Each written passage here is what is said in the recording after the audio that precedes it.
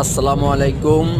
আমি এই মুহূর্তে আছি কক্সবাজারের রোডে। আমি চকরিয়াতে, দেখেন কি অবস্থা। যারা এই শীতের ভিতরে গাড়ি চালান, যে কুয়াশার ভিতরে, তারা একটু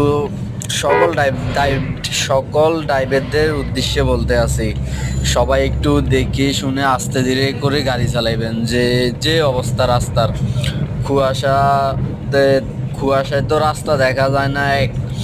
দ্বিতীয় কথা হচ্ছে কক্সবাজার রোড, এটা তো হচ্ছে লবণের রোড। এটা রাত হইলে লবণের লবণের গাড়িয়ে গোটা রাস্তা ভিজে যায়। তাই সবাই কক্সবাজার যাওয়া আসার পথে সাবধানে যাবেন, আসবেন, আর স্লো করে গাড়ি চালাবেন। দেখেন কি অবস্থা রাস্তার, কুয়াশার জন্য রাস্তা দেখা যাইতেছে না। আমার ইউটিউব চ্যানেল যদি কেউ সাবস্ক্রাইব করেন নাই, তাহলে সবাই সাবস্ক্রাইব করে দেন। আর আমাদের সকল ড্রাইভারদের উদ্দেশ্য করে বলছি, কুয়াশার ভিতর আস্তে ধীরে ঠান্ডা মাথায় গাড়ি চালাবেন। 10 মিনিট পরে যাবেন, 10 মিনিট আগে যাওয়ার দরকার নাই। সবাই ভালো থাকবেন।